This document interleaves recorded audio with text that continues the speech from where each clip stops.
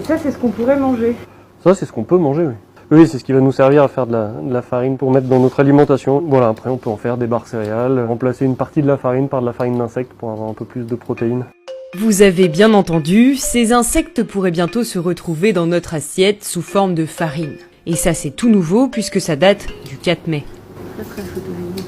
Alors ici on est à Dole dans le Jura et on est dans une ferme d'insectes et ici on produit de la farine de vers de farine, ce qu'on appelle aussi de la farine de Ténébrion molitor, c'est un genre de petit scarabée.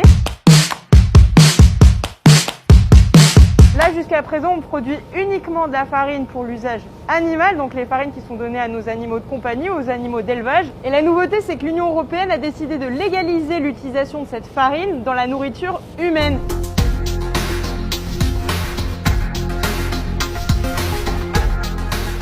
Donc là, on va pouvoir rentrer dans notre ferme verticale. C'est là qu'elles grandissent, qu'elles se développent, qu'elles mangent. Bon, vous le voyez, pas de cadre bucolique pour la production de ces aliments du futur. Les larves grandissent dans ces bacs rouges, empilés jusqu'au plafond. Donc voilà, là on est sur notre stockage, donc on a environ 1000 palettes qui peuvent être stockées sur 15 mètres de hauteur. On a environ 72 tonnes de larves qui peuvent être stockées en même temps dans l'élevage. Des larves nourries et toilettées de manière totalement robotisée. Et pour broyer, séparer et sécher l'insecte avant d'en faire une farine, ça se passe dans cette grosse machine. Ici on est dans la partie transformation. C'est l'ensemble des processus qui nous permettent de transformer nos larves de notre élevage en farine. En tout cas ici on a le produit fini qui descend. C'est la fameuse farine. C'est ça, c'est notre farine d'insectes. Donc ce sera soit pour les chiens ou les chats ou peut-être un autre client qui fait de l'aquaculture. Et cette farine est saine et nourrissante pour nous aussi, les humains. Donc voilà, c'est une farine comme une autre, sauf qu'elle est riche en protéines. Vous l'avez déjà testé, ça a quel goût? Alors on a testé, c'est pas gustativement, c'est pas très intéressant. Ça a un petit goût de noisette si on s'y attarde, mais c'est pas très prononcé. C'est plus l'aspect santé et nutritionnel qui est important dans cette farine.